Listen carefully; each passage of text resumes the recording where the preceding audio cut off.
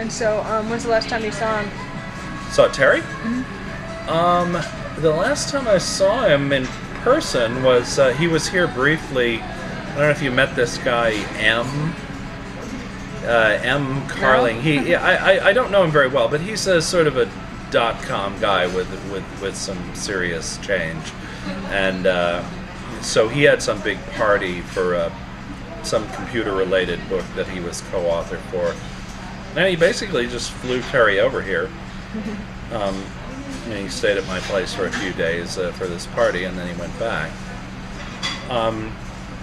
We talk on the phone and email. When was that? That was maybe about a year ago. I mean, I've talked to him on the phone quite recently. He leaves me messages on the phone at like 4 or 5 in the morning, and that's fine. I don't hear the phone when I'm asleep. And we email. What kind of messages? Just about what's going on with him, and like this latest one. I wish I'd saved it for you. It's like he's built this total castle in the air about this young woman who he's met, who is gonna like get an apartment with, and of course she's gonna like sleep in the same bed with him, even though she has like some big muscular boyfriend, and this other woman's gonna fly over from Europe. So yeah, man, I'm gonna have these 2 bitches on the line. Everything's going great. It's like, and maybe it will, but it's completely hypothetical at this point. Has he ever called and asked you to send him some crack? No. He has asked me to mail him a joint before, and I'm like, no, I'm not. But has his hormones increased over time, or when did his libido kick in? Well, I think his libido has actually been on hold for quite a while. This is what he tells me. Yeah, and this is, I don't know, I don't want to get into intimate detail perhaps, but I think according to him, he's more or less lost interest in sex the last few years. I've told him that he ought to see a doctor about this, that quite likely there are some physiological causes that he might be able to do about it. No, I'm just not into it anymore. For example, I mean, he's like an extremely heavy smoker and always has been. And this is, I think, pretty established that, serious tobacco use of that kind actually can sort of put a damper on your libido, but at least it seems to take a priority. Yeah, well, cigarettes take a priority over everything in his life. I mean, that's sad. That's really sad.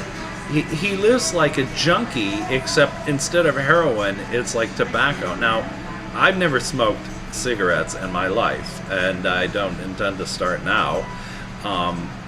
But even if I did, I make a decent living, and I would be able to afford it if I wanted to.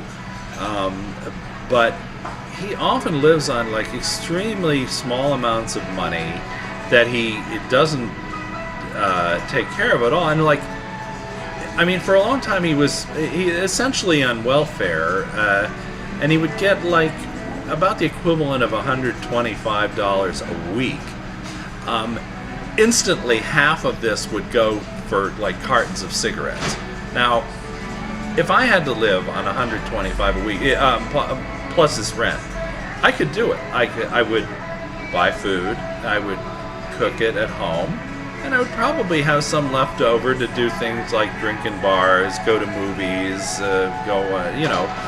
buy clothing now and then, whatever my incidental needs might be. But with him, it would be like half of it would go for cigarettes. The other half he'd spend almost immediately, like eating some like meals in restaurants some or kind something. Of filet mignon. Yeah, or some extravagant thing. And then the rest of the week he'd be like more or less starving and like trying to hustle a meal from people. From women. Well, from anybody. Women, men. So it just wasn't a very healthy way to live, and he's still like that a lot. And needless to say, I've had long discussions with him about how he might change the situation and have a little more sensible lifestyle. But